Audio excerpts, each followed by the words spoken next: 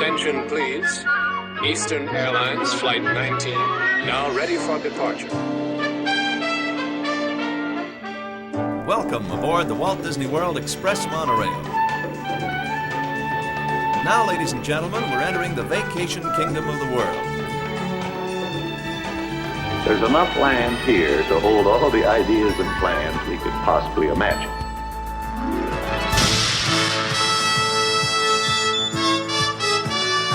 We call it EPCOT. Will be our experimental prototype city of tomorrow. Welcome to another episode of the Retro Disney World Podcast, taking you back to the vacation kingdom of the world, the way it was, and the way it is in your memories. Welcome back, everyone, to episode 4 of the Retro Disney World Podcast. This episode is called One Little Spark. It's all about EPCOT's origins and evolution. I'm your host, Todd McCartney, and as always, along with me is Hal Bowers. Hey, hello. Brian Miles. Good evening. And good old JT. How you doing, JT? Hey, good. How you doing? All right. So, as always, we're going to rewind, as we always do, back to last month's episode and anything else that came out of some comments and corrections. Now, JT, we had somebody write into us about the Fort Wilderness sign popped up somewhere, the old one. Yeah, this was probably the coolest email I've seen in a while. Right when I saw it, it pulled up real big on my phone, and I just freaked out because it's actually a picture of if you look at those old pictures we have on site of the actual big tree log cut in half, and it says Fort Wilderness Walt Disney World with the old Walt Disney World logo with the D, and the mouse in it.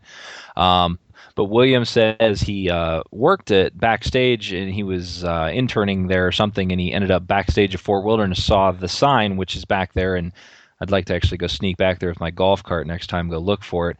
So And he's claiming that this is there now.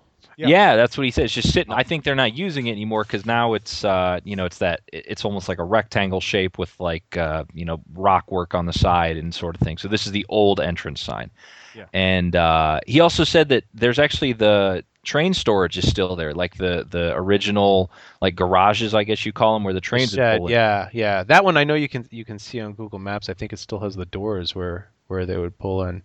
So that was William. That would be an interesting auction, don't you think?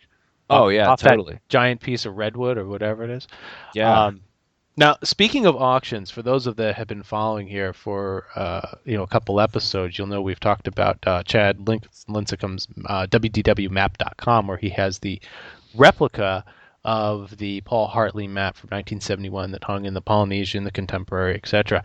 And now, JT, was it you who stumbled across this? Had the original one on eBay recently. I saw it at that store, the Theme Park Connection. They have random stuff, and this kind of it was a thing on Twitter or something I saw, and they were auctioning off, and it was a buy it now or starting bid at $9,999, like $10,000. Yeah. Now, as of tonight, it says best offer has been accepted. It doesn't see the final price. Now, there's no silver frame, right? Remember we talked about there being a silver frame on there, but boy, it's in great condition. The color is beautiful on it, but somebody spent some coin on that, and they could have got a better deal from Chad. Yeah, Buy a brand new one. A brand new one made to your order, stretch canvas. That's right. So it doesn't have the patina on it. Yeah. This one looks great condition, but it's not canvas either. So, if you don't have the $10,000 to spend or whatever somebody paid here, do head over to www.map.com, and if you go to /retro WDW, Chad will give you a discount as well on purchasing one of his really cool maps. So, but we have a drawing too for one, don't we? Yes. We'll get to that a little bit later when we talk about the audio puzzler. We do have a drawing for a free map coming up. So yeah. All right, let's see. I think we got one more thing that goes back to our contemporary episode, Plexiglass Trees. Hal, this is about we got some emails about that whole center area where the monorails come in and out, and you saw some stuff in some of the videos recently, or the restored films, right? Yeah, unfortunately I don't have the person's name who emailed in, but I think one of the questions that we had in that previous episode is how did that monorail platform get so jacked up? because it certainly seems like it is right now. And it still confuses me to this day, as we've talked about, right? Yeah, it's very, for those of you who haven't been to the Contemporary in a while or have never been, you go up a set of escalators that run parallel initially to the tracks that the monorail take in, and then you make a left-hand turn.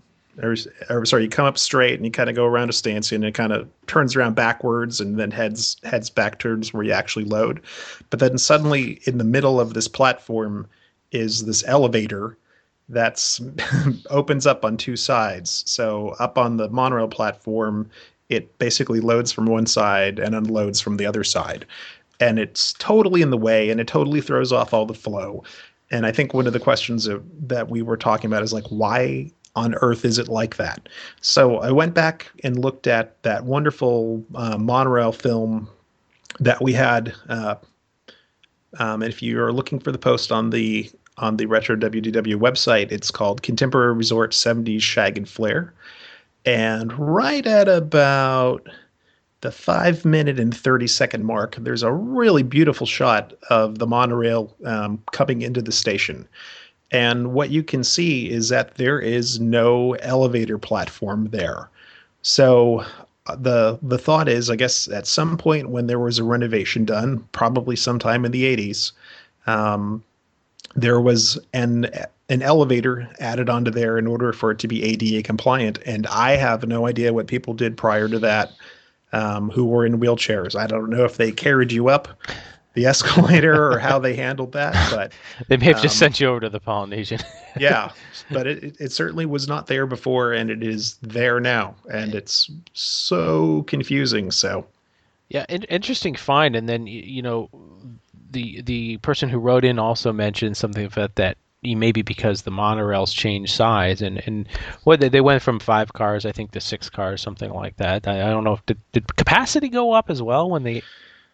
Well, undoubtedly, because if any of you, if you have not seen or ever had the pleasure of riding in a Mark IV monorail, these were the original monorails that ran, and there were a couple of things about them that were different. One is the doors were not automatic; they would open up automatically, but the people that were on the monorail platform would actually have to close the doors manually, and there was this amazing cadence of this. If you weren't careful, if your hand was sticking out when they shut that door, because they'd come by when they closed them too, and just whack, whack, whack. They were metal. They weren't fiberglass. They were serious. Yep. But the other thing was everybody got a seat. It was right now where you have basically the doors open up in the middle, and then there's seats on the left side and seats on the right side, and that sort of support bar in the center. There were seats facing out like a train would have. So there wasn't enough space for, I think there was always one car that had some space for wheelchairs that would be in the front or in the back. But there certainly wasn't space for the kinds of strollers and things that people have today. The upshot was that everybody sat down then. No one stood. So at some point when they went from the Mark IVs to the Mark VIs, because I think Disneyland was a Mark Vs. Right. They took out that center row of seating and put in the standing room space, and then reconfigured the doors to be completely automatic and open up from the center. So, and at that time, so yeah, capacity certainly increased because now you can shove as many people as you can into a monorail car like it's a New York subway instead of a nice, relaxing place to sit down. Exactly. So but I digress. Yeah. Well, we've now started the monorail episode, which some people have been asking for. So, but so more investigative work as always. We try to go back to things that come out. So, thanks to Matt from Syracuse, New York, for that, for sending in that tidbit. So as always, we'll continue to investigate anything that comes up. So with that said, I think that's all the comments from previous podcasts for this month. But we're going to let Brian run with this show. One Little Spark. This is going to be all about the origins of EPCOT, the evolution of how it started, the thought process behind it, and what brought it to what we know as today. So Brian, you've been doing digging. You've been researching. Where are we going to start tonight? That's right, Todd. This month we are heading across the parks from the Magic Kingdom area where we've been to the area that is now EPCOT Center. It seemed an odd thing for Walt Disney an odd choice for Walt Disney to pick rural Central Florida to build the community of the future. But that's the quest that he embarked on in the mid 1960s. EPCOT, we'll give you a little bit of background. A lot of you may know some of this, but maybe not all of the details. Began in the mid 1960s. Disney began acquiring land in Central Florida, not to build a theme park, although that was always part of the plan, but it was to build Walt Disney's experimental prototype city or community of tomorrow, depending on which text and which time Walt's talking about it. That was his original inspiration for buying the land in Florida. And the theme park on the property, which is now the Magic Kingdom, or originally the Magic Kingdom, was a secondary driver behind it. It was basically the presence of the theme park was going to be to produce revenue for the rest of Walt's dreams for Central Florida, and that was to build this experimental community. Walt died. Brian, before also too, the location of the park has pretty much always been the same in the plan, right? I don't recall seeing any plan where that theme park was I'm talking Magic Kingdom theme park. You thought Magic Kingdom was right? Yeah, always at the top north section of the land from the start. Well, interestingly enough, when they took the plane tour, when Walt took a plane tour of the Florida property that they acquired, he flew over the area of Roy's cabin. Okay. And then just across Bay Lake, and he saw the natural Bay Lake there, and pointed and said, "That's it. That's the spot we're going to build the theme park at, the land right next to Bay Lake." And so that you're correct. From pretty much the first master plan that was drawn, had the theme park where it is today. Right. And Epcot's not too far off from where they had originally drawn a lot of the stuff that they wanted to put there. Well, and Epcot too was going to be, as we'll get into, was going to be larger. So what we know of Epcot today, the small parcel of land, Epcot was going to be more the grander plan in the area that surrounded it too. That was going to be the true attraction, right? I would suggest, Brian, that probably the reason that there was a Magic Kingdom was because if you were going to get investment in order to build the city of the future, it's like you would have to in order to make the money people happy, it's like there had to be a theme park there to generate revenue. Two pieces to that. You're right. You're half right. How there was the theme park was going to be there for the corporate investors and to attract people to the Epcot project. And then for the Florida legislators, which we'll touch on tonight, the Floridians wanted a theme park there. I mean, that was the big sweetener for them to be able to get what they wanted legislatively to be able to build Epcot. So anyway, Walt comes up with this idea, and he sets about secretly buying all of this land under false dummy corporations, and 3 people were moved. There's fantastic books entirely written just on the purchase of the land and the lengths that they went to hide the acquisition, so that the prices of the land wouldn't triple or quadruple or quintuple once they found out it was Disney buying. So Walt comes up with this. Walt starts all of the secret gets out in October of 1965. Or November of 65. And then by the end of 1965, Walt and Roy hold a press conference with the governor of Florida to announce, yes, this is our land and we're coming to Florida. So he announces it's going to be completely different than Disneyland. It's not just going to be a theme park, although there will be a theme park there. That's Brian, I should try to interrupt, but that press conference is available on the Florida archives, have a nice video, very clean video of that film, which is really neat if you sit down and it is neat to see it. It's also not that long. Yeah, no, it's only about 8-9 minutes, something like that. He didn't have a lot to say except that we're buying the land. Yes, we're building a theme park, and yes, there's going to be a lot more. And part of it was he hadn't really thought it all out yet. So Walt spends the next year working with people at WED, which is today Walt Disney Imagineering, coming up with his rough sketch for what he would like to do in Florida with this prototype city of tomorrow. He's got people working on it. And then late summer, Walt finds out that he's sick. August, September of 1966, Walt finds out that he's sick, and the doctor says, 6 months to a year was all he has left. And Walt dies in December. So he died in December of 1966.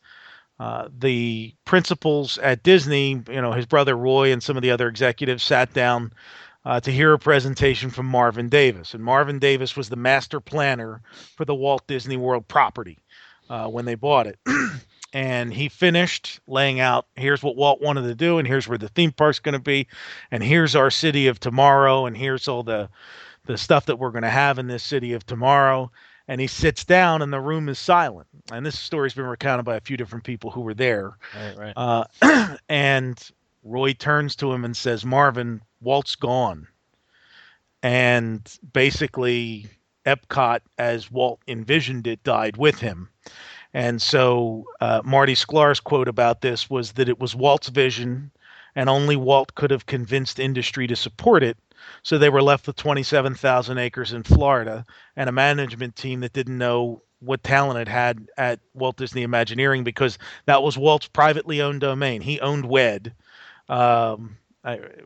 which a lot of people don't know. I mean, he owned the Imagineering department himself, separate and apart from the Walt Disney Corporation, which they eventually purchased. I want to say in the 1980s, I think they finally negotiated the sale of it. Michael Eisner negotiated the sale from the Disney family. Yeah, that was, Eisner went and basically put everything together. Retlaw and all the other pieces that were kind of hanging out, he consolidated it. Right. So anyway, Walt's idea was, let me come up with this city. Let me build this prototype community where we bring the titans of American industry in, companies like General Motors and General Electric and Goodyear, and have all of these futuristic concepts for city planning, in transportation and garbage removal and anything you can really think of. It's the 64 World's Fair. I mean, really on steroids, right? Well, he wanted For to real. take Yeah, all for real. these- Yeah. Yeah, I wanted to take all these theories because he's fascinated with city planning and future living, and put them into practice in an actual community to show, cities around the world, hey, this is what you should be doing in your cities. And his idea was, I'm going to sit down with these corporate boards and pitch to them just like he did with the 64 World's Fair to get to design attractions for them. And we're gonna develop this. Now, part of the plan, his original plan, was he wanted residents here, but he didn't want permanent residents. And he ran into a couple of problems as they were planning this. First off, not a whole lot of people want to come and live temporarily someplace for 6 or 9 months and then be told, okay, you have to leave in a place they don't own, in a place where they might not necessarily have a job. The second piece of it was he didn't want anyone to be able to vote. And if they lived in a place and actually lived in this community as residents, they would have the right to vote.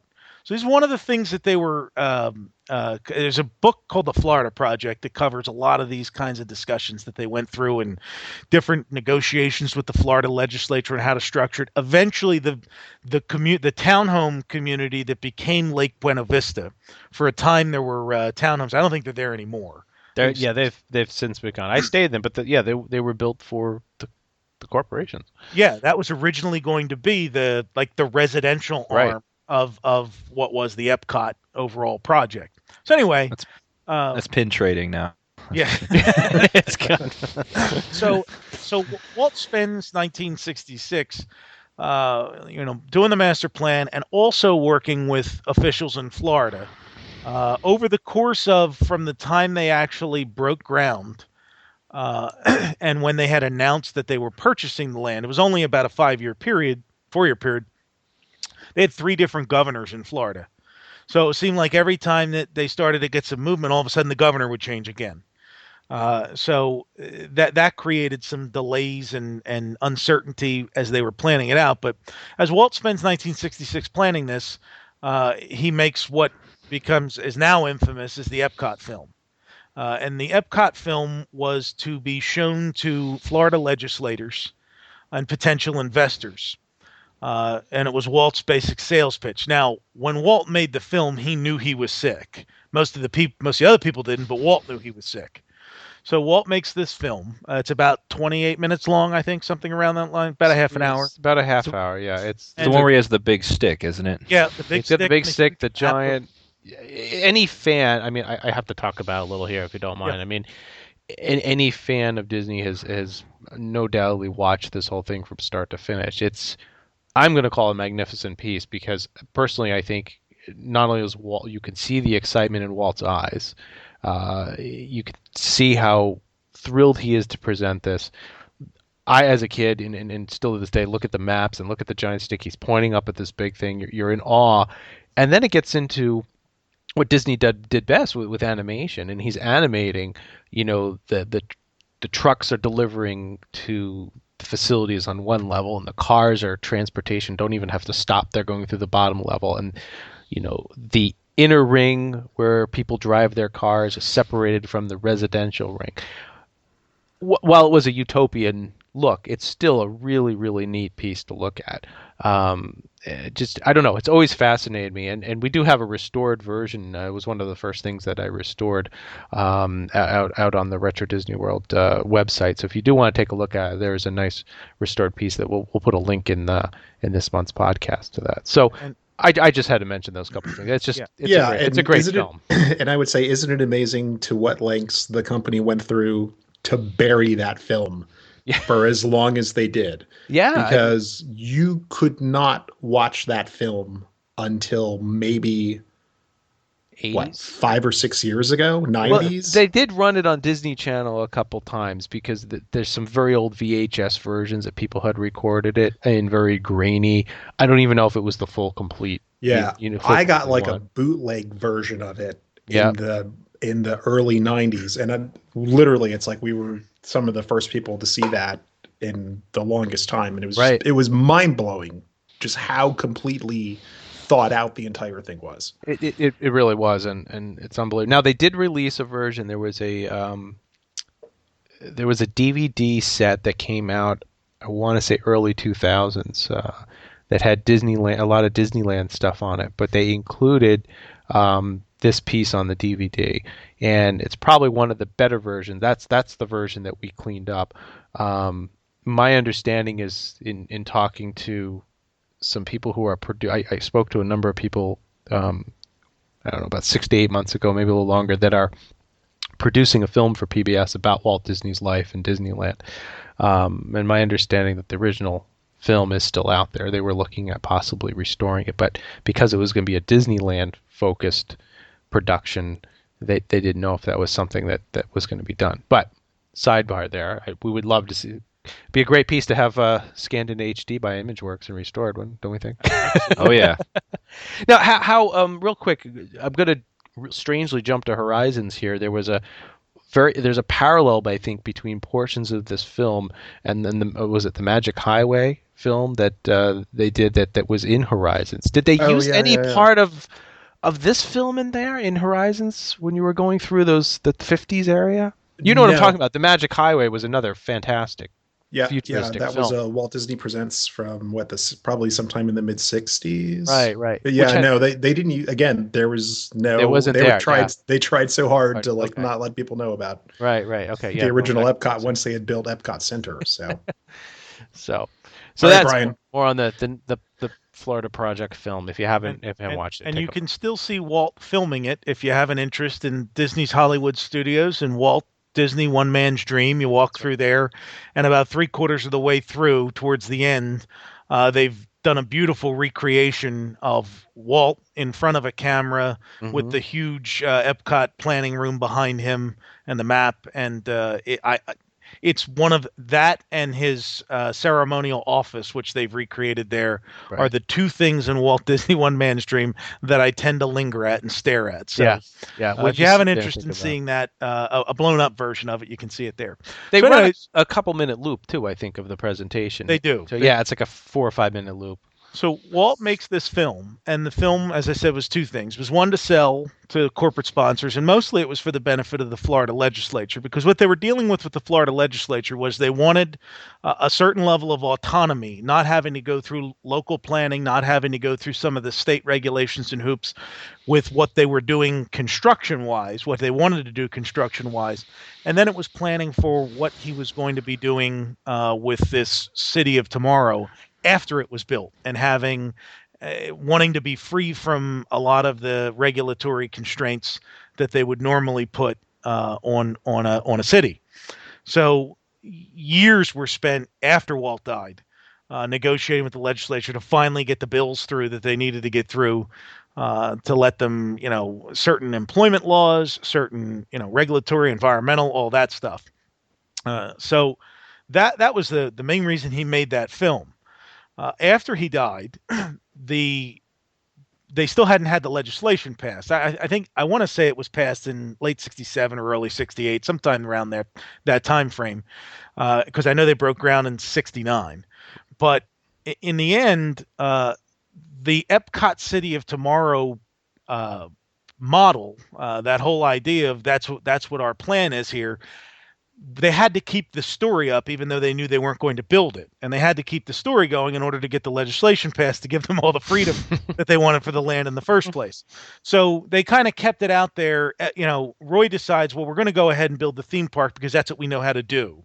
But Epcot, they put on, for lack of a better word, coming soon status for about 10 years.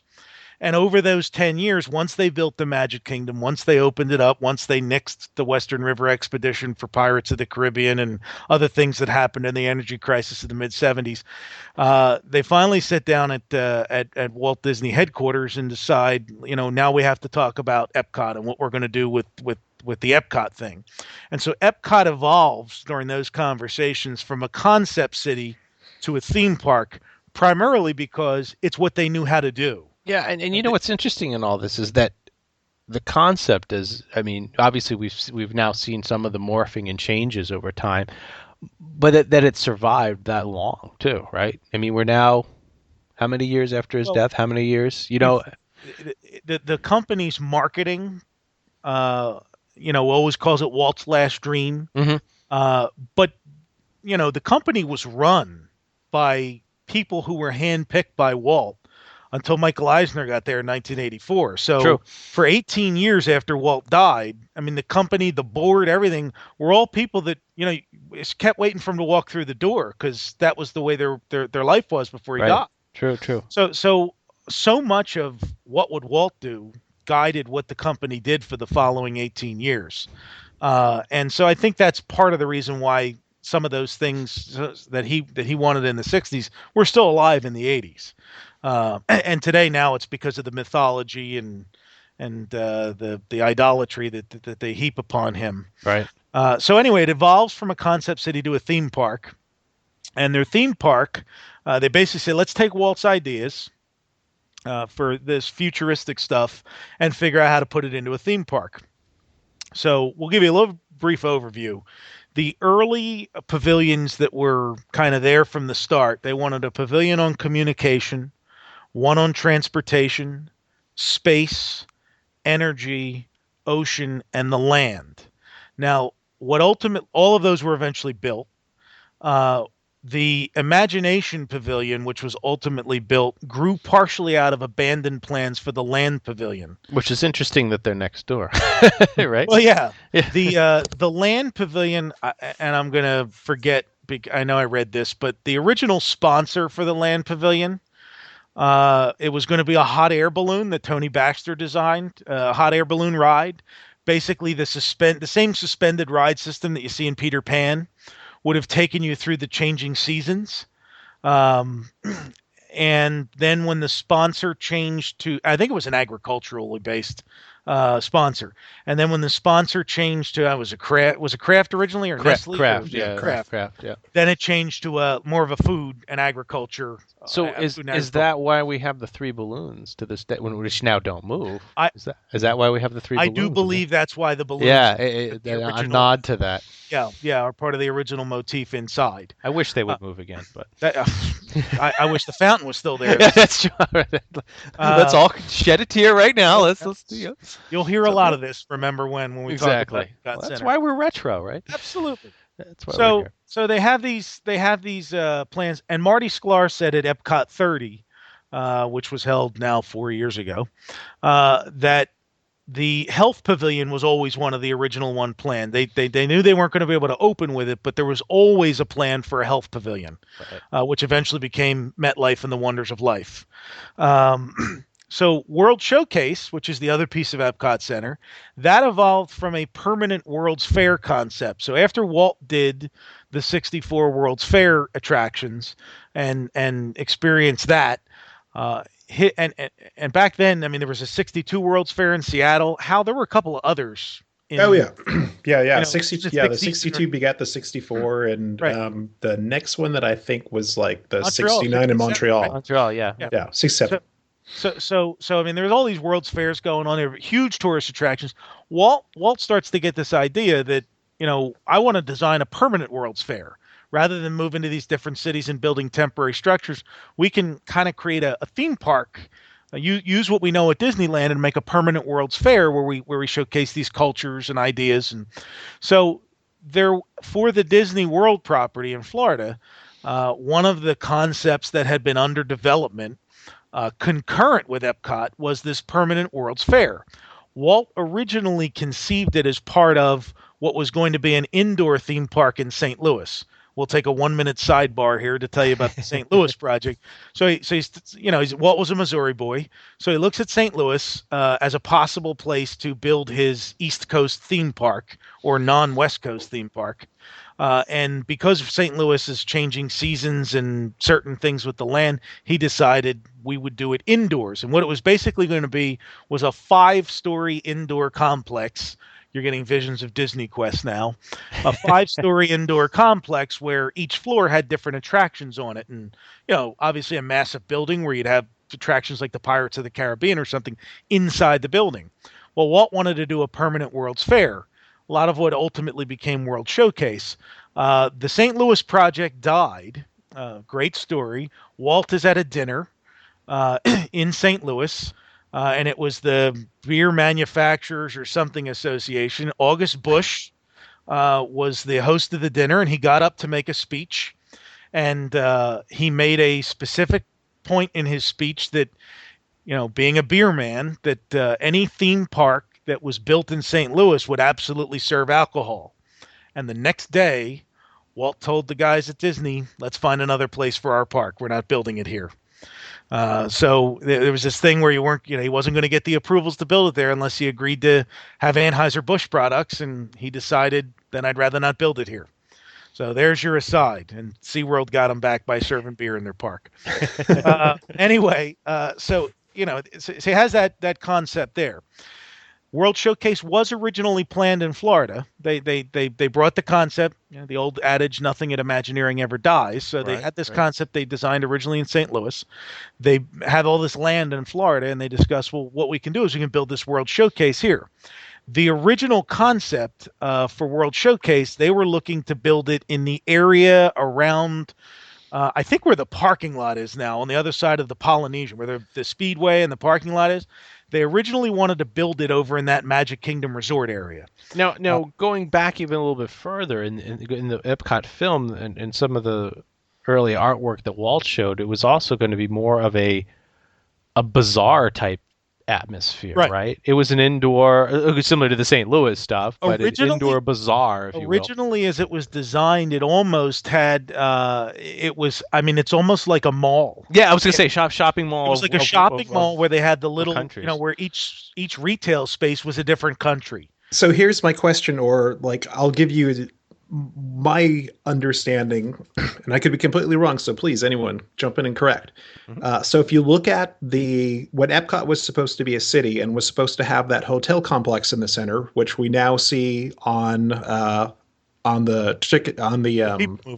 People Mover. So my understanding was that area outside of the tall hotel, that's where the international shopping space was supposed to be. In there. So that might have been the first location, was underneath that domed area. And then once they knew that they weren't going to build that city anymore and that particular building, then it got moved as that separate parcel that you're talking about, Brian. Right. So then they come up with this, let's do it at the separate parcel, do some concept artwork. They're working on that. And at the same time, they're working on what ultimately will become the Epcot theme park, Epcot Center. So the apocryphal story, one night, John Hench and Marty Sklar are together. They have a presentation for the Disney board the next day. And they have two halves of theme parks. They've got a Future World, the Epcot theme park, which wasn't enough to be a standalone park with its 5 or 6 pavilions. And then they had the World Showcase they were working on, which wasn't really enough to be its own theme park. And so they pushed them to get literally physically got there and pushed the two models together. And so that the next day they pitch it, and that's ultimately what becomes Epcot Center. So there was the site selection was the next thing, and they had to decide where they were going to build it. And obviously back then I'm going to have a brain freeze here. The property, I mean, you're 27,000 acres. Yeah. Most of it undeveloped, most of it, rural wasteland. So they decided, well, we're just not going to build it that far from here. At the time, I mean, when you got there, before they built all the hotels and everything else, taking the monorail out to the Epcot Center, it was like they were dropping you off in the middle of nowhere. Yeah. I mean, it's a long way. It seemed like it was a really long way. Now it's 5 minutes away, but back then, that monorail ride, I mean, now you're riding over resorts and all kind. Back then, it was just nothing but alligators and Florida pines and. Yeah, well, if you think about the early drive, when you used to show up and drive down World Drive in order to get to the Magic Kingdom, it just seemed like the highway went on forever until you finally got there. Plus your anticipation, right? You couldn't wait to get there. You make the turn off there. I've got to go back and think of this. You know what I mean? I know it has nothing to do with Epcot, but that's part of the magic of what they created there too, right? You got off the highway, you're anticipating get there, and then there's this road you got to get on, right? And then you drive. You're like, okay, you park. That's fantastic. Now you have to take a tram. And you're like, okay, now I can kind of see where I'm going, right? No, now you got to board a boat or a monorail. You got to wait. There's a magic plan there that it's brilliant when you think about it and when you take it apart, and it sure as hell sucks for reverse when you're tired at night. but to Brian's point, it probably didn't make much sense to put it anywhere other than off of World Drive, because you already had a nice 4-lane highway running up the middle of the property. Exactly. Yeah, you had it right there. So they picked the site. And now, speaking of the site too, I'm trying to find it here, guys. I want to send it to you, and we can certainly post it. I do have some aerial footage. I should say aerial photography of the area of Epcot way, way, way before its development. So I know you've got a question coming up, Brian, regarding something. So I'm going to try to find this, and maybe we can kind of figure some questions out by the end. So I'll let you go from there. Okay, and I'm not sure what question you're talking about. But It's the one about the lagoon. So. Well, I mean, this was one of the things that they covered during Epcot 30. So one of the answer for it. one of the things about the site.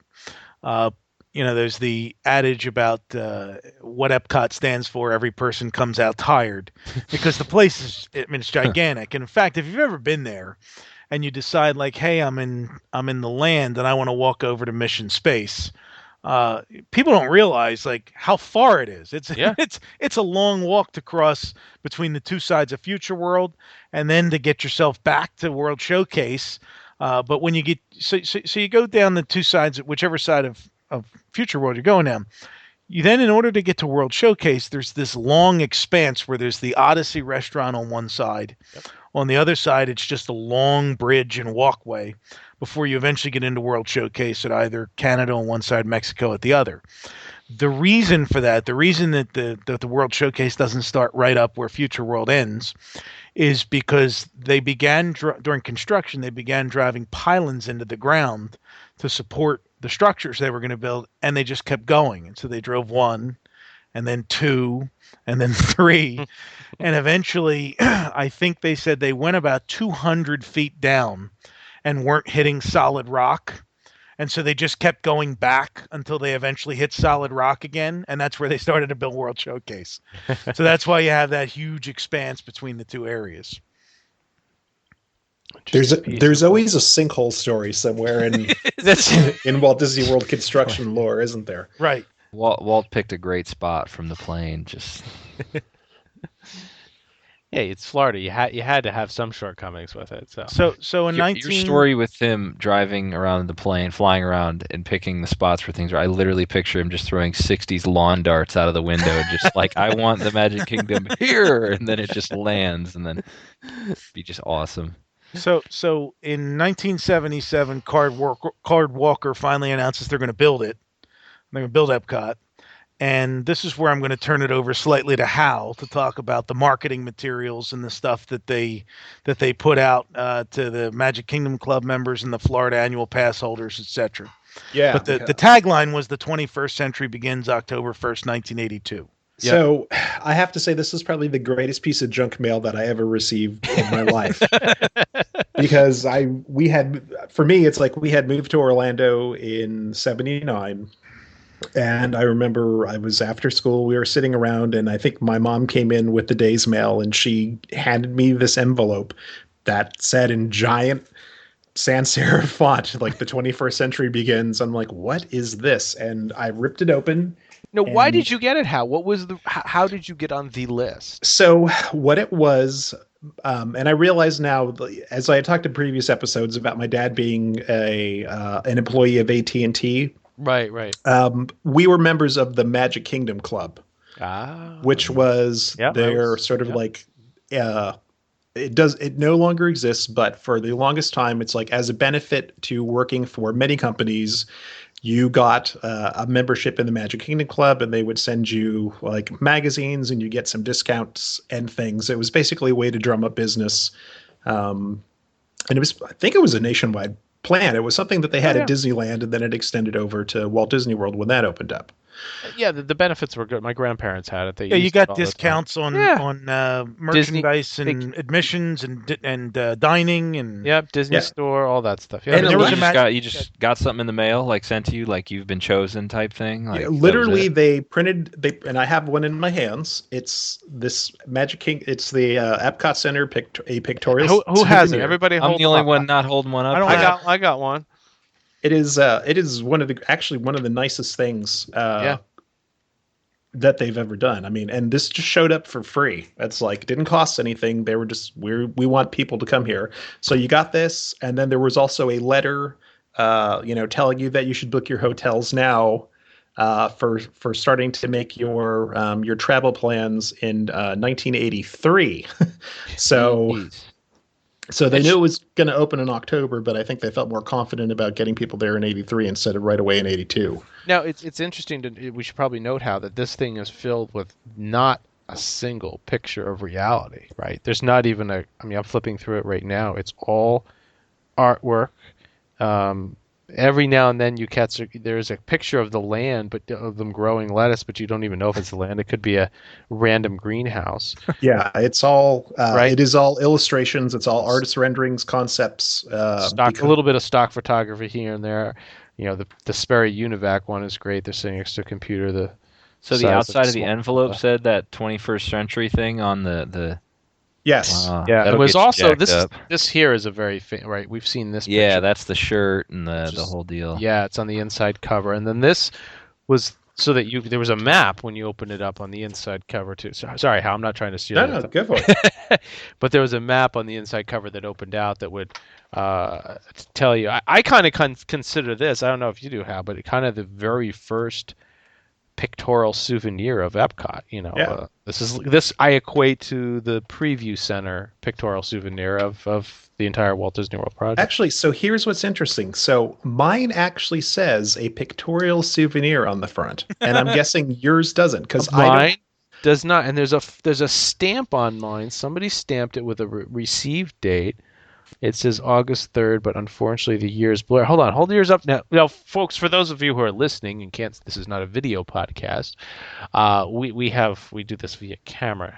So now, where are you? Where does it say that on the? So one of my great disappointments in life is that my parents actually threw out the one that we got in the mail. So I bought another one of these later on off of eBay, and what I'm seeing is I don't have the pre-opening one. That's a true picture. So because I I have to also go page don't. by page off. Yeah, off- because offline. I also don't have The Future Begins October 21st. Oh, your Whoa. future has it's already The future has began with already you. begun. Wonder which one of you. Wow. I wonder which one of you has the rarity. I want to know who has an envelope that had that on there. That's true. Now, So I did see one of these with the envelope on sale on eBay a couple of weeks ago, and I did at least grab a picture of it. So I'll be able to post in the show notes what that looked like. go to What did your it go very, for? very back. I don't know. Oh, go to the very back page. Now, first of all, this has the Magic Kingdom Club in the back. There's Wow, Oh, there there it you go. is. Magic Kingdom Club is mentioned back here. Vacation adventures for Magic Kingdom Club families. Now, on the very back page is all white, but down at the bottom, mine says copyright 1982 Walt Disney Productions. Okay, this is also 82, but mine just has this Disney showmanship page on the back Now- instead of the Magic Kingdom Club one. So, I'm going to interject here for a second regarding your showmanship. You're missing 3 pages. Look at this. I have. oh man, Yeah, so they left. So because this was probably the Magic Kingdom Club one. Now, I'm going to digress here a little bit when we talk. I want to do an episode on. We are so editing all of this out. Oh, no, we're not. No. I want pictorial souvenirs.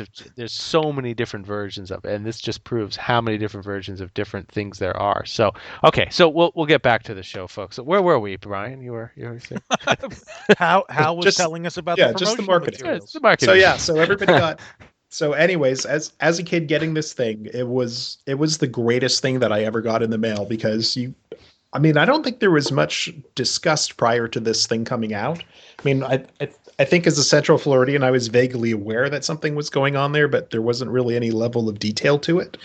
So getting this was amazing, and to me one of the greatest things about this piece. And I would welcome, if you're a Disney fan, it's like you got to get one of these things off of eBay because it's absolutely. every time you open up to another pavilion, there's one page that is just the pavilion logo on a bright, just a flood of the pavilion's color. So like right now I'm looking at the World of Motion page. So the left side has World of Motion. The right side has just the giant World of Motion logo. And this is probably like an 8.5 by 11 sideways. This book is probably one of the things that inspired me to become a graphic designer, just because of the excellence of seeing these logos and these color selections, which was done by a guy named Norm Ayoun, if I'm saying that properly, who was a designer who did the Firebird and the Trans Am cars. Yeah. JT, I have come no on. idea. The rooster. I don't know who did it though. The Yeah, that was screaming him. Rooster on the He Same guy. actually designed that. So he worked same for, era then. So he was big in the late 70s, 80s. Interesting. So when apparently when Imagineering went on a hiring spree in order to get people to work on EPCOT, They go, I want the guy that did the crowing rooster Yeah. on the Right. hood of the Trans Am. but if you think about it, Must have been a big Burt Reynolds fan too. yeah, That well, was they grabbed a lot of they grabbed a lot of car stylists to become Imagineers at some point. So that was probably No kidding. if you were working for one of the big auto manufacturers and you were a designer probably in any capacity, it's like you were probably a sought after guy. Right. Yeah, for sure. You would have been in the top of your profession there.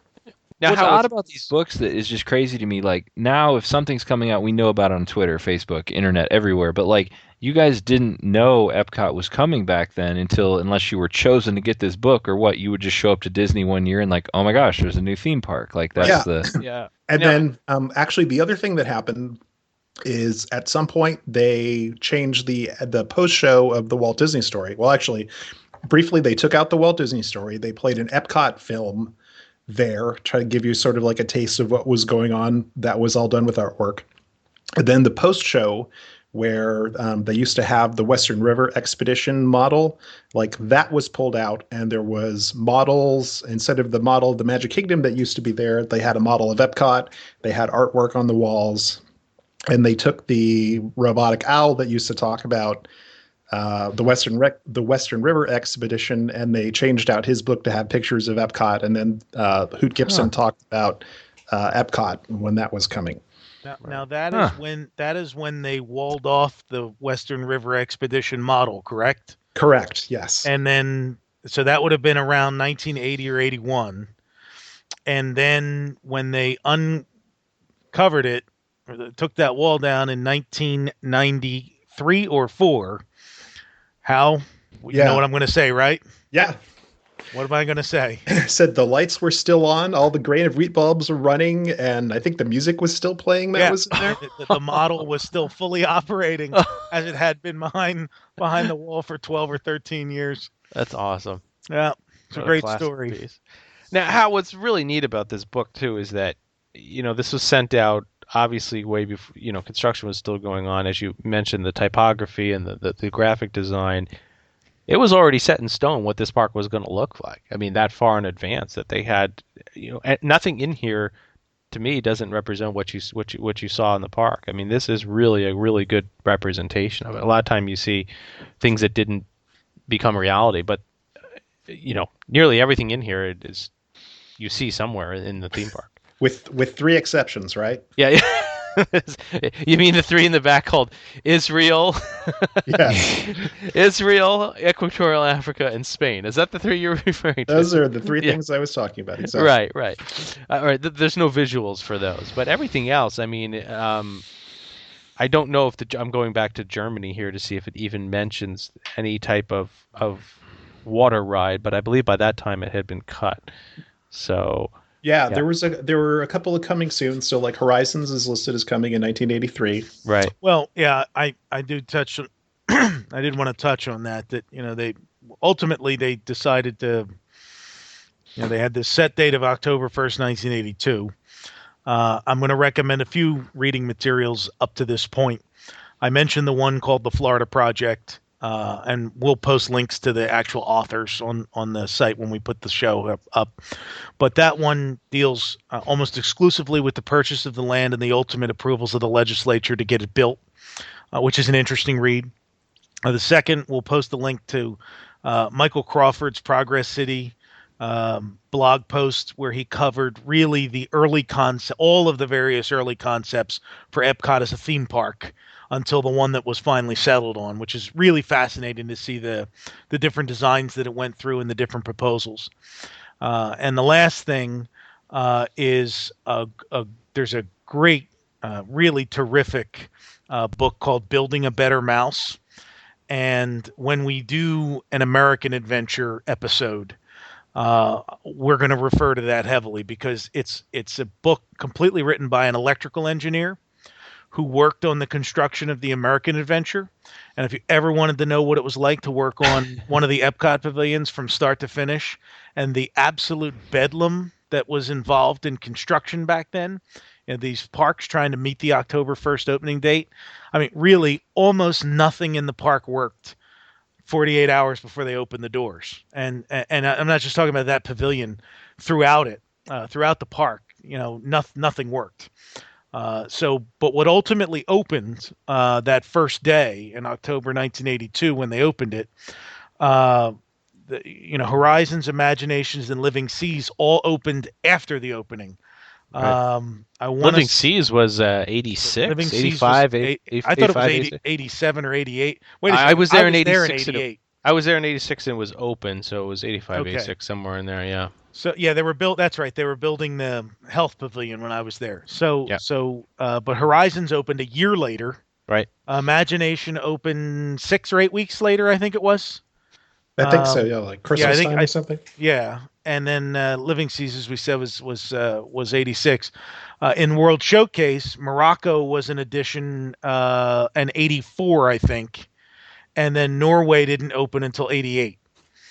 And Maelstrom, which the recently departed boat ride, which was originally called Sea Venture, that did not open until the summer of 89, I think, was when Maelstrom opened. And we got to go back to Willard Scott. Do you guys remember that video? I always pull him up. Willard Scott was too chicken to ride Maelstrom, and he cut the ribbon. It's one of those 4th of July, I think, things that they He's do. too chicken to ride it. Yeah, and he retreated to Roy's cabin to spend the night. That's right. In fact, Yeah. So ultimately, what they opened after they sent the marketing materials out and did everything, Future World, the focus was on edutainment, right. education and entertaining people while they did it. And they promoted the corporate sponsors, sometimes blatantly. One of my favorite stories, because there's two original attractions that still have their corporate sponsors present. When the American Adventure opened, it had two sponsors. They were American Express and Coca-Cola. And so when you're in the one of my favorite scenes, the depression scene in front of the country store, the general store, prominent Coca-Cola signs there on the face of the country store. In the Impressions of France, the film that still runs to this day, the original EPCOT film, and I now see it every single time I visit the park because it's exactly what you would have seen in 1982 if you went, with one exception. There's a point later in the film where and the film has what is it, 5 or 6 screens? How I don't remember off the top of my head. Something like But that. yeah, there's let's say there's 6 screens. Well, there's a point where 2 of the screens just there's scenes on the 3 of them. I think it's cars racing, and then there's 2 screens that just have the French flag on them. Those originally had the Renault logo because Renault was a sponsor of the pavilion, the Renault automobile company. And so they simply replaced those 2 frames with the French flag. That's funny. So they had these pavilions and rides that educated and promoted the corporate sponsors. That kind of speaks to the timelessness of the film too, and done well enough. I'm sure you're going to see fashions and things change in there, but monuments and landmarks don't change, right? Yeah, ultimately what they did, I mean, my opinion on EPCOT is it was Imagineering's effort to kind of reimagine the technologies and concepts that Walt had proposed for his EPCOT city Right. in a theme park environment. Right. And, given the love that we and the whole community has for what was originally Epcot Center, I mean, I think they did an incredible job. Absolutely. It was a classy place. It was a place you went and you learned things. You were fascinated by the things that you saw, and the attractions were top notch. Yeah. Now I remember as a kid too. I remember when we were going to go down there in '86. I remember my grandmother, it's going to be educational. This is a good trip for you guys to take, right? Yeah. And I remember, the big thing was that you're going to see lettuce being grown in styrofoam, right? Get I was ready. Because you saw those preview films on ABC, right? What was it? Was it Michael Landon, right? Do you remember that one? Yep. That's where he's standing on the various spots under construction. Exactly. I mean, that's a great film to watch. I think Danny Kaye did. Was it Danny Kaye did the opening? I think he did the opening. Yeah, he did the opening. right. So those glimpses that you got back then just whetted your appetite to go down there and experience it. But for some reason, lettuce and styrofoam will always ring as one of the reasons we went there. It was educational. I did forget Get about psyched. one promotional thing that actually ties into that. So Oh. there was one other thing that you got to do prior to the park opening. Did you receive seeds and styrofoam peanuts? Yes, a tiny little seed. You did. Just make believe. There was you could actually, so allegedly, and this is where things get weird. So I don't think we ever did this, which is weird because if you were a Florida resident, it's like you could get a ticket to take the monorail from the Ticket and Transportation Center over to Epcot while it was under construction. Right. And They had the monorail preview. Yeah. Yes, and walk out onto the platform, and someone would explain to you kind of like what was going on construction-wise.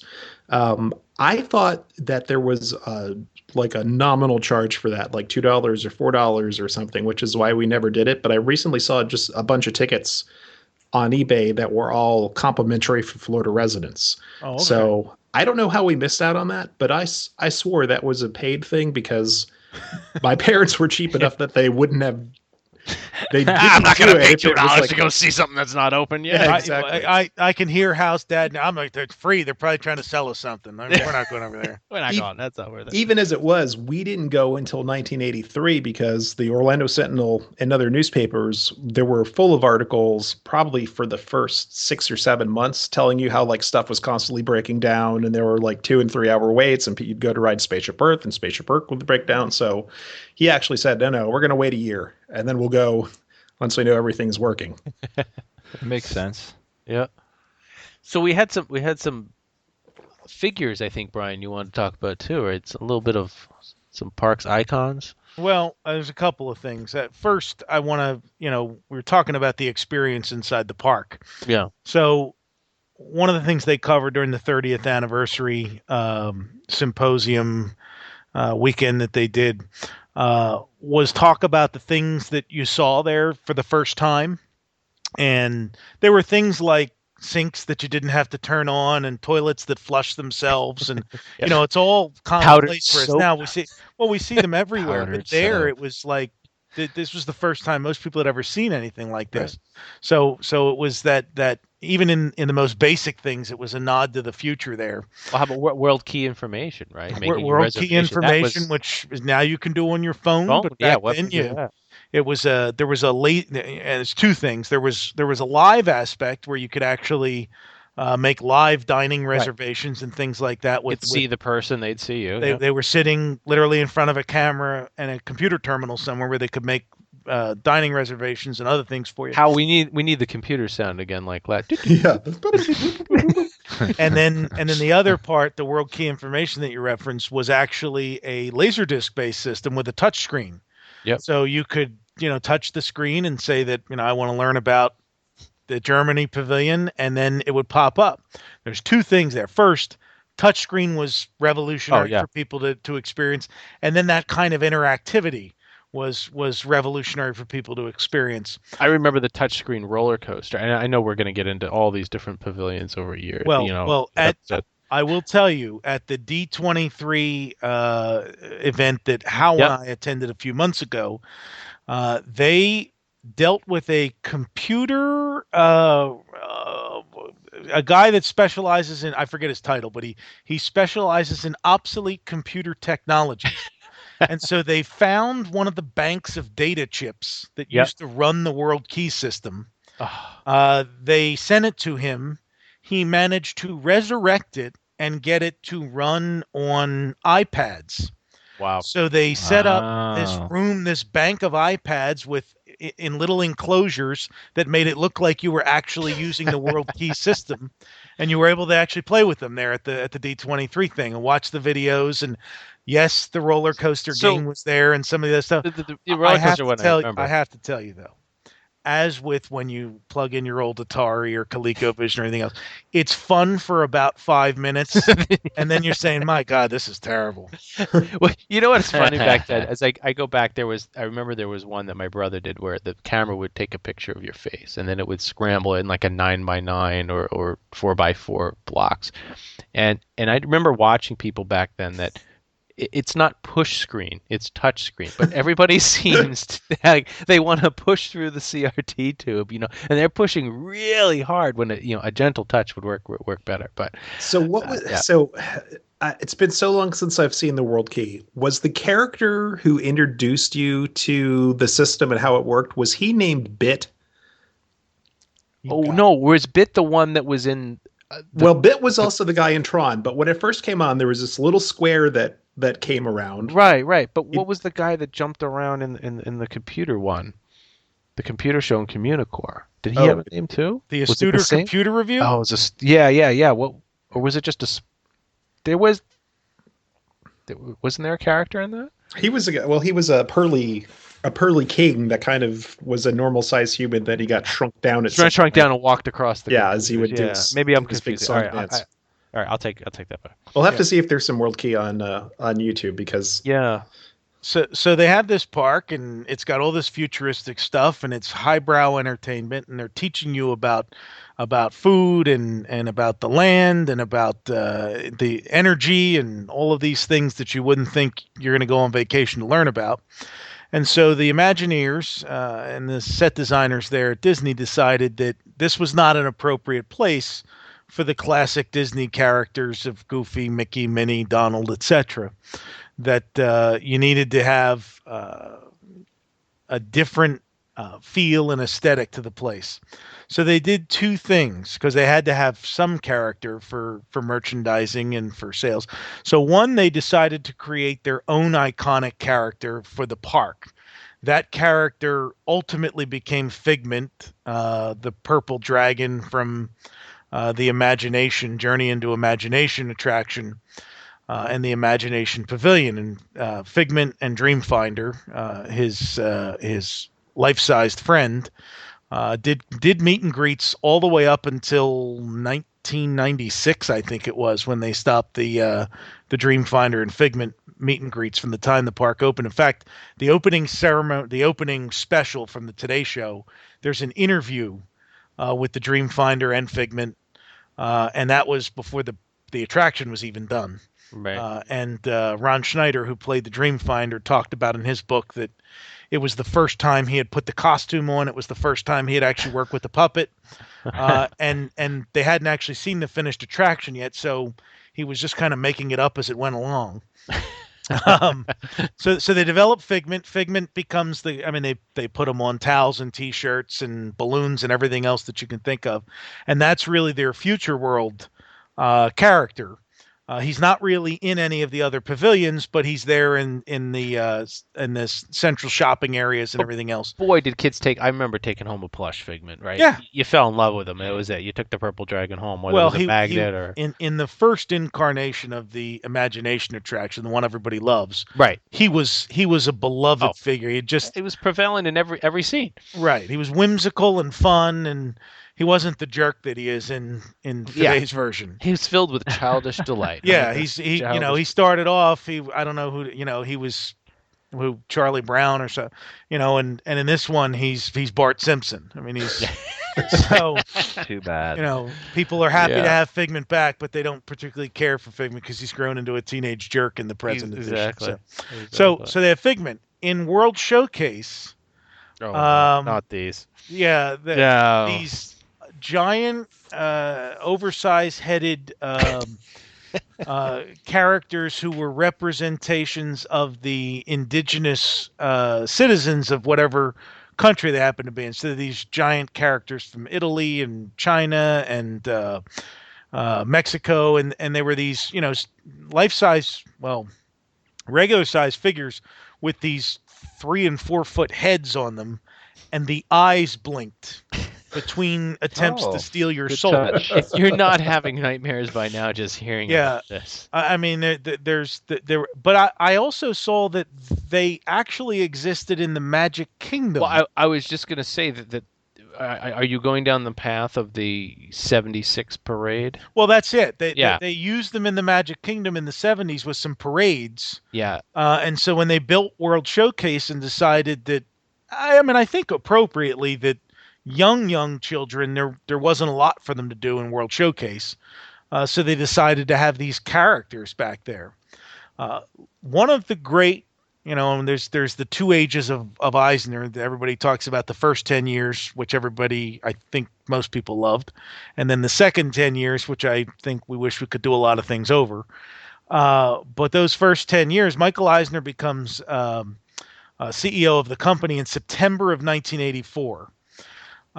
He visits the parks the following month. He visits Walt Disney World, and they take him over to EPCOT, and he's walking around with his corporate handlers, and the first question he asks them is, "Where's Mickey?"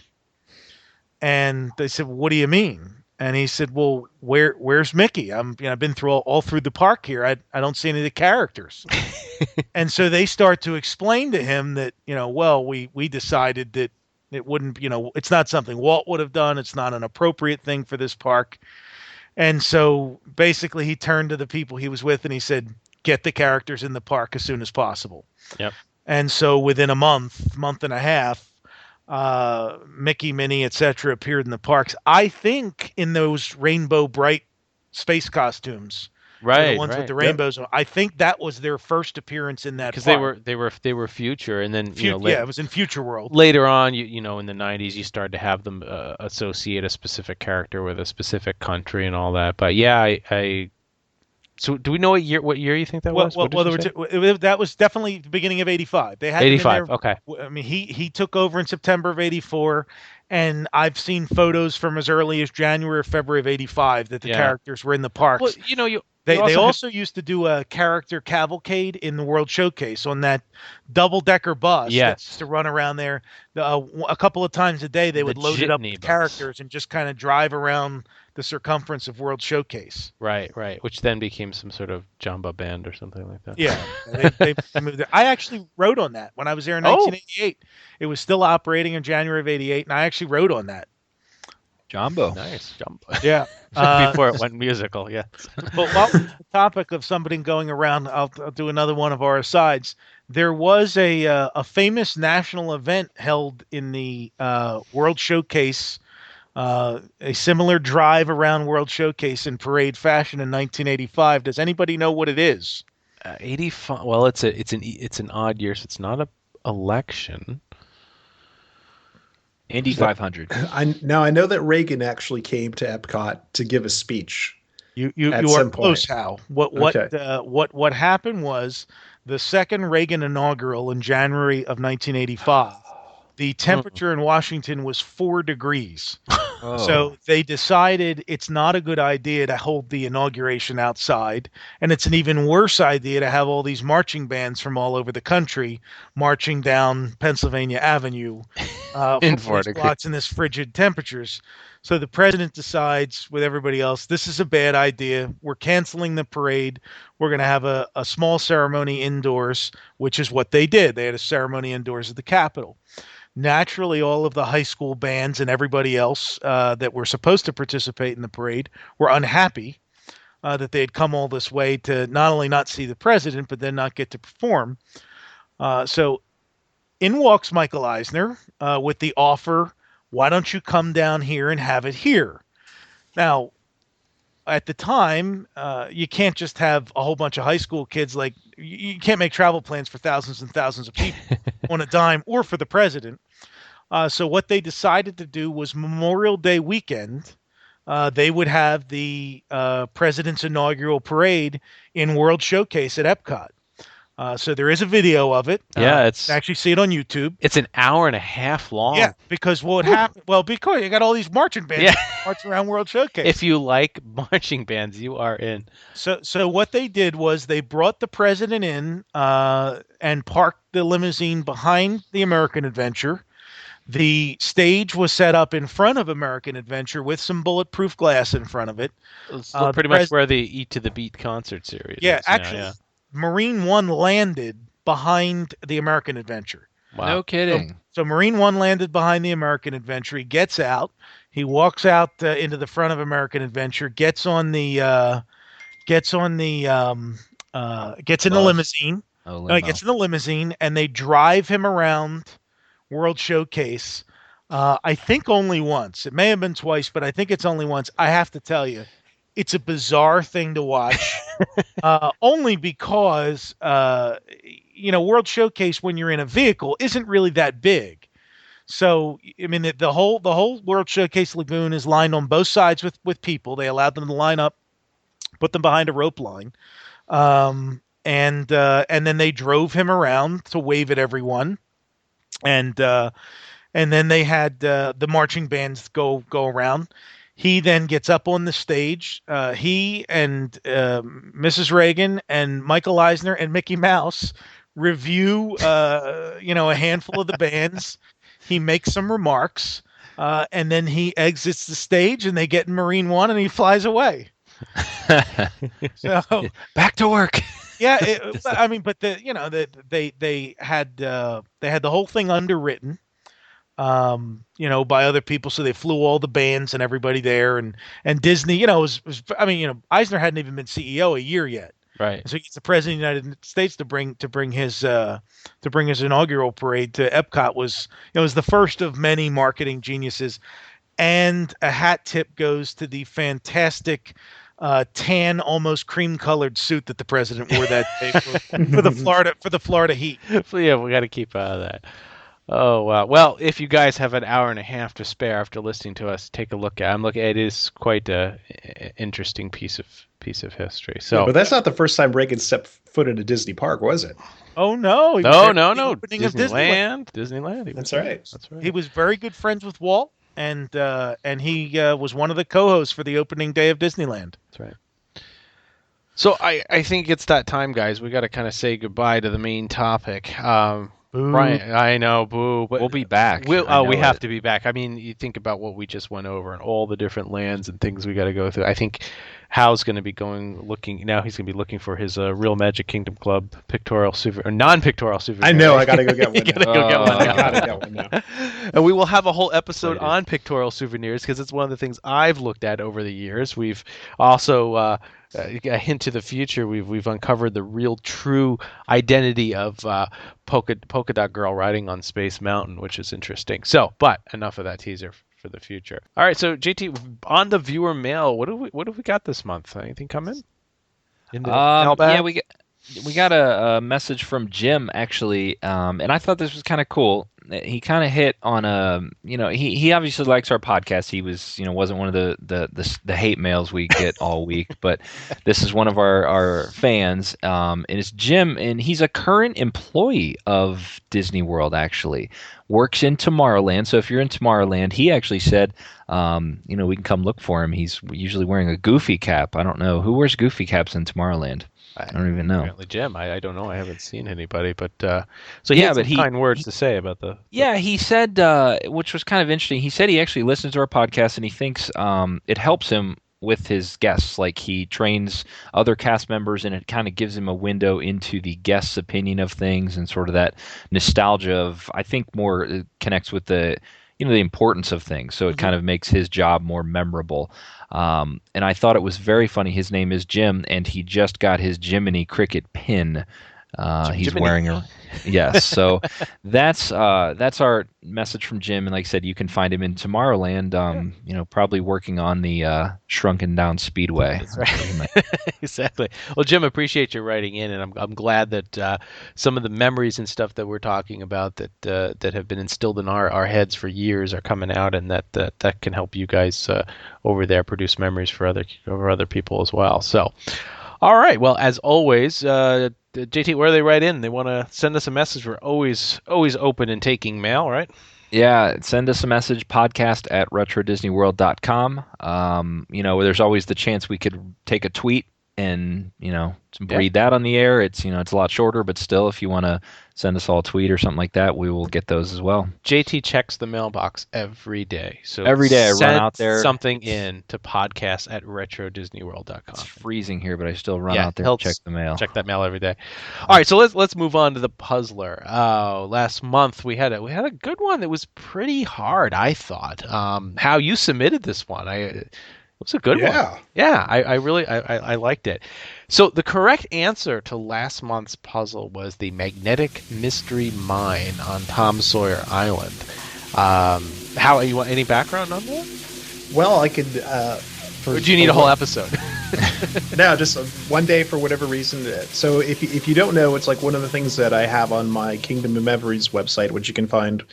Going through is in the 90s, late 80s. It's like I spent an awful lot of time recording Disney audio. So one day I hopped over to Tom Sawyer Island and did an extensive series of recordings of everything that I could over there. So I got the magnetic mystery mine. There's bat noises in the cave, the sound of wind. There was a snoring prisoner in Fort Sam Clemens, and a whole bunch of other stuff. So I'm actually going to, I'll have that stuff up on the site now that we've revealed the answer in the winner. It's like I'm going to do a posting of the sounds of Tom Sawyer Island. There we go. So you can create your own fort in your backyard and that's right. Play the sounds. So who is this month's winner? It is William Winnicus, and congratulations to him. He got the correct answer. Now, he was pulled randomly from all correct answers that we received.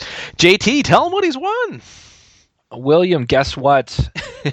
You get the original, I think it's original, 70s era contemporary bar of dial soap, still in the original package. And we confirmed it has not been used. No, it's still sitting there. Yep. It says Vacation Kingdom of the World. It says Florida. It's the real deal, and we don't want anybody to use it, but you can keep it in its nice original package and set it on your shelf because it's sewn. You can do what you want with it, really. Yeah, but don't you really shouldn't use it. I don't know what would happen to old soap like that, but yeah, it's probably still good. So this month's puzzler, Brian, you've got some two. We're gonna do two gifts this month, right? You've got two things. Yep, keeping with our theme of the episode with Epcot Center. Well, we were off last month. We really should be giving a Fort Wilderness this month, right? I understand. But now we're going to try to be a little more in tune. We tried to get that originul sign, but we just couldn't get it to give away as a prize. It was too hard to put on the top of the car. Yeah. So we this month we have a couple of things to give you. Yeah, we got multiple. We're going to pick two winners, and one of the prizes. We were just talking about the first Disney characters in the Epcot theme park. Were what we call the Rainbow Bright Mickey, and these were the Fab Five: Mickey, Donald, Pluto, Minnie, Goofy, clad in their silver lame spacesuits with rainbow logos on it. And Pluto, of course, has a pinwheel on his head. It's my holy grail Pluto, the character. I'd always like to meet the Pluto with the silver suit and the pinwheel on his head. And this is a roughly 5x7 item that was sold in the parks. It's a wooden plaque with a photo of the Rainbow Bright suit clad Fab Five inside of it. One of the first promotional photos that they took of the five of them for Epcot that's in there. It was an item that was sold in the parks. It's stamped on the back, Walt Disney Productions. So we have one of those to give away. And then we also have an original 1983 era sticker, Epcot Center sticker that were sold in the parks to either put on your windshield, and that's or in a window somewhere, or stick it on a wall, on your bumper. But they're small. It's not a full size bumper sticker. It's a small square that would have been more appropriate for a side window of your conversion van. There you go, with the shag carpet. So those are the two prizes this month. So why don't we unleash the puzzler on them, Todd? We're going to do that in just a second. I have an idea though. Why don't we do this? The person will pick randomly from all the correct answers for the souvenir photo of the Fab Five, and then even if your answer is incorrect, we'll put you into the drawing for the sticker. How's that? Like that? You like that? So everybody, I mean, you could send us an answer that just says Small World, I don't know, which sends something in, which is not the correct answer for this month. So let's take a listen to this month's. Try to imagine, just for a moment, that somewhere in the endless reaches of the universe, on the outer edge of a galaxy of 100,000 million suns, deep within a cluster of slowly forming planets, a small sphere of just the right size lies just the right distance from its mother star, cooling in the coldness of space. Try to imagine. All right, so that's this month's puzzler. If you know the correct answer, send your answer to podcast@retrodisneyworld.com. And don't forget, all winning entries and all non-winning entries will be entered into the big prize for the end of the year, which will be pulled in December 2015. And on that episode, the winner will be receiving a Walt Disney World map courtesy of Chad Lincecum and WDWmap.com. So get your entries in, and hopefully you'll be able to pull in for the big prize. Todd, when do they have to send those in? What's the cutoff date on? Oh, yes. Good point. The cutoff date this month to send in, please have your answers in by March 9th. So we must receive your March 9th, 2015, in case you're listening in the future. It's a Monday. It's a Monday. Yeah, Monday, March 9th. Please send them in. And if you are, it's awesome to talk to someone in the future. So exactly. So I hope things are going well. William will be using soap in the future. Let us know. Yeah, they may not be using soap. Let us know if other things came true that Epcot had. So, all right. Well, with that, we're going to move on to the last and final segment of the podcast, which is our film restoration. Now, This is another eBay find. We know we've talked a lot about different films that we've done. We did, I found a 16 millimeter film of Walt Disney World recently. We've done the home movies, my personal home movies. We've talked about the pristine 71 film, and there's a lot. It's not very often, just because of the timing of EPCOT, that you run across an 8 millimeter film, and not only 8 millimeter, it's not Super 8. This is 8 millimeter silent film. Now, what's really interesting about this, I did get it from an eBay find. I think, Brian, you or I found it, and we made sure we obtained it. Yep. It's a rare piece because it's from October 14th, 1982. So it's 13 days after Epcot Center opened. And I have to say that there's a couple, when you look through this film, you're probably going to see some interesting anomalies with it. But I'm guessing that it's filmed over about a 2-day period. I'm also guessing, and no offense if I'm wrong on this, but it was taken by an older couple. You see here in the film now and then, they have no interest in Future World. In my article I wrote, I said, I only can assume, and maybe a stereotypical one, that this couple made the pilgrimage to Epcot, and by 1981 they weren't about to spend money on any newfangled Super 8 sound camera, because they were using an old 1960s 8mm camera, and fancy technology wasn't that appealing to them. Hence, most of the time in here was spent at World Showcase. But there are some great shots that we can get from this. So it definitely is worth a really good look here. So you guys got it queued up. We'll I'm ready. They probably figured they weren't going to make it into the future anyway. So why spend the money? You know? So, yeah, but it's also worth mentioning only half of Future World was open at that point. That's true. So they and as we'll point they were out, waiting a year. Yeah.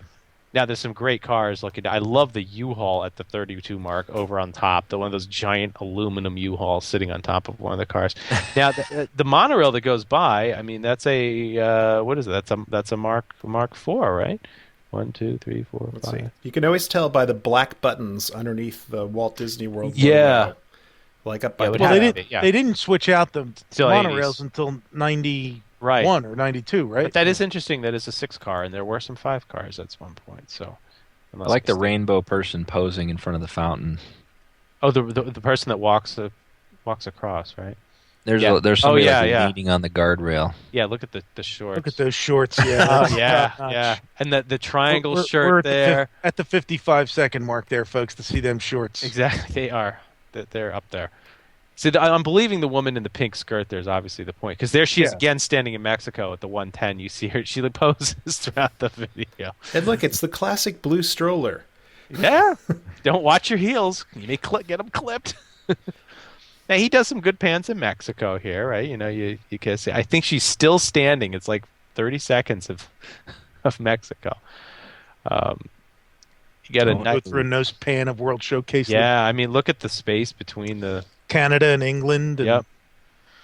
And then all of a sudden, nothing, right? Where the International Gateway is. Where International Gateway is. It's really neat to see it as just nothing. It's just an like expanse. A field. That's weird. I've never seen that. No, what's real, and there's no swan and dolphin behind anything too. And then the pavilions aren't obscured by the trees that were growing, around the edge, which is really neat too. But it's got that new park look. You can smell it from here, fresh bark mulch. And he does jump into China actually in the pavilion around 2:15 or so. Yes. And it's funny, it's timeless, right? I mean, if you go there today, it's now here's really something interesting. Look at 226. Look at this is so obscured by trees today. Look at the size of the German building where the Rhine River cruise was going to be. I mean, it really gives you an idea of how legit castle looking big that building was. So, and this is all pre-Morocco too, right? I mean, when you pan over to Italy, you can see the building behind the American Adventure that houses the sets. And there's the gondola ride. Oh wait, no, there isn't one. There's the bus. The bus, double-decker bus. Yep. Somebody taking a drink of a Sprite. Looked like with a pull tab, probably. Yes. Was Disney littered with pull tabs at one point? They were never littered with anything. Yeah, they Now they would be. Yeah, they'd knock you over in an attempt to get to. Now I think she went by again. If you look carefully, in Germany. No, there she is, 311, 310. There she's got the hat on. Yep. So see, yeah, she's in here quite a bit. I like the one-man band too. Oh yeah, look at that, clicking his heels. Yep. Hey, does that clock still work? Do those figures still come out? They do, but some of them are timed into the handheld adventure game. It was actually struck by lightning, and it hasn't worked since then. Look at the crowd of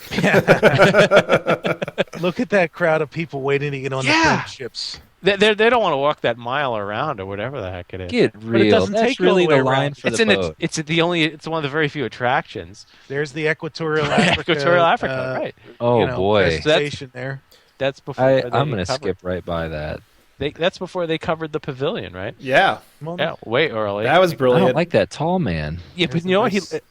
Think about Lion King and look at these outfits. You know, It amazes me that for a bunch of people in California, of course, never think about the fact that it is blazing hot in Florida, and when they're going to design all these things, even after the lessons of Walt Disney World of like having to put covers on stuff. When they did Epcot, they still had all this stuff exposed. Yep.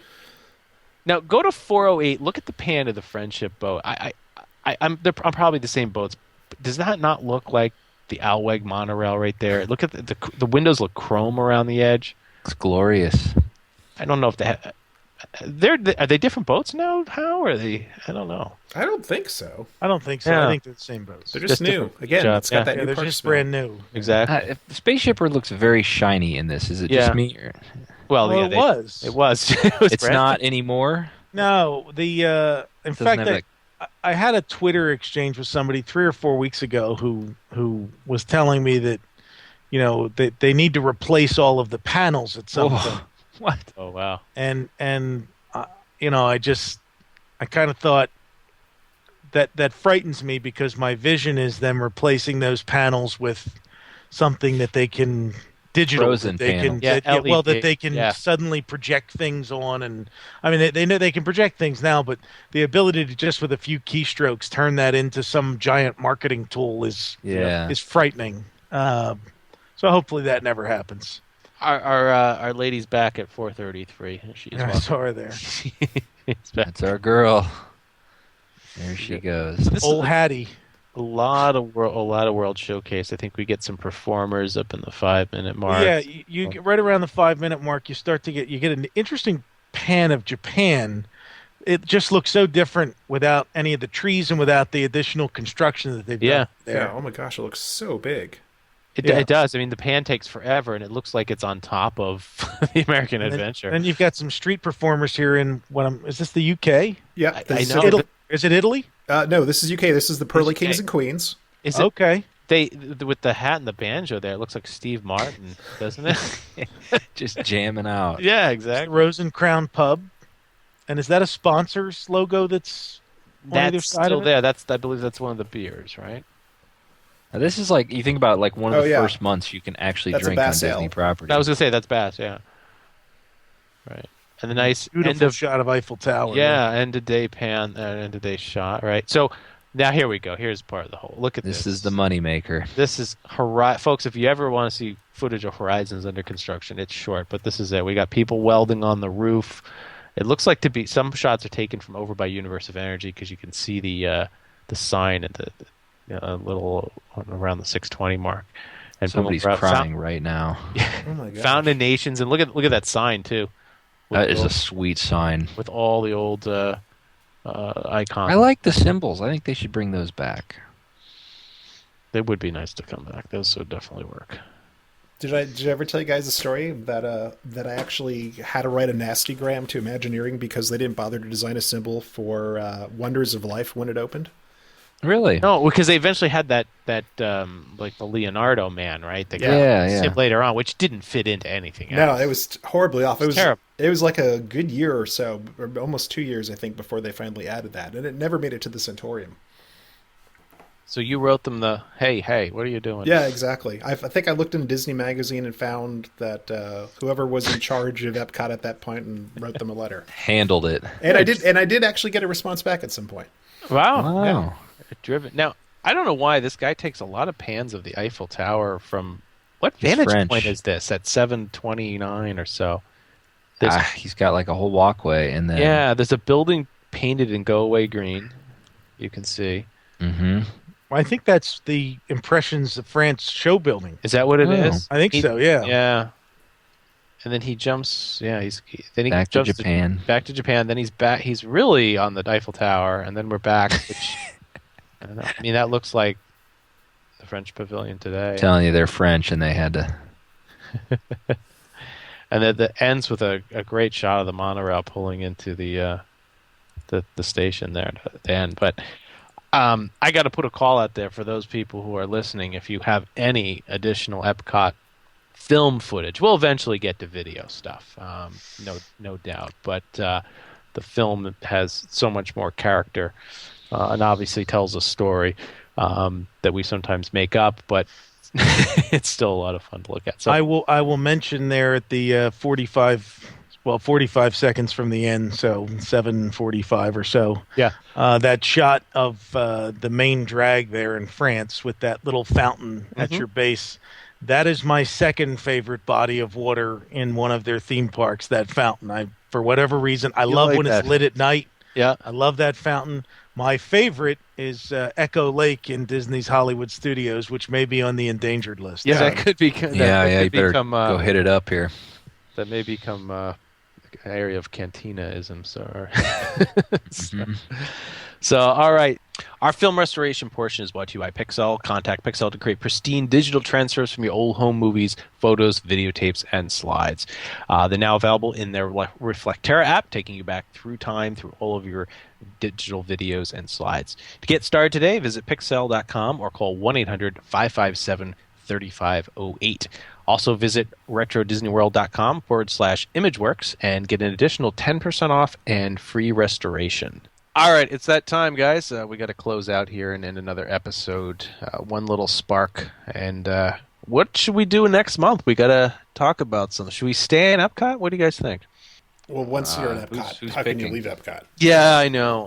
All right, I haven't picked one, so I'm going to go World of Motion. I think we've got to visit one of these pavilions in depth and talk about everything from construction, the way those rides were, and that's personally one of my favorites. I know there's people going out there, do Horizons. We'll get there. Don't worry. Yeah, and I think it's fitting because it was earlier this week, or was it last week, that Gary Owens passed away, who was the announcer for the ride. So I think this would be a fitting tribute. Absolutely. Perfect. So next month will be World of Motion, and we'll go take you back there and to the Trans Center, was it the Bird and the Robot? We've got all sorts of stuff. So talk about. So let's get some of our sponsors. As always, we mentioned Pixel.com, also WDWMap.com. You can get your Paul Hartley maps, as we mentioned earlier. So if you are interested in sponsoring the podcast, please email info@retrodisneyworld.com. And as always, if you can, please drop us a line at podcast@retrodisneyworld.com. And if possible, give us a shout out at iTunes and a review. Let us know what you think and help spread the word about the podcast. So, and you can follow us on Twitter at RetroWDW. And JT, Hal, Brian, where can they find you? I am at my personal Twitter, LS1JT. You can follow me at Liquid Luau on Twitter. On Twitter, I am at Brian P. Miles. There we go. So, next month it's World of Motion, and hopefully I'll be digging out some of this snow here. We'll be done with that. But, yeah, we'll get out of that. So, but we don't talk about weather, right, Hal? We don't like... No, I don't know what the snow stuff is that you guys talk about. You have no idea. It's completely unknown to me. Chilling in a tank top. He's waiting for the Frozen ride to open in Epcot to find out. Exactly. That's right. So, all right. Well, with that, good night, everybody. Thanks for listening to this month's episode. And until then, Brian, take us out. Until next time, please remain seated. Your time machine vehicle is rotating for your trip back to Earth.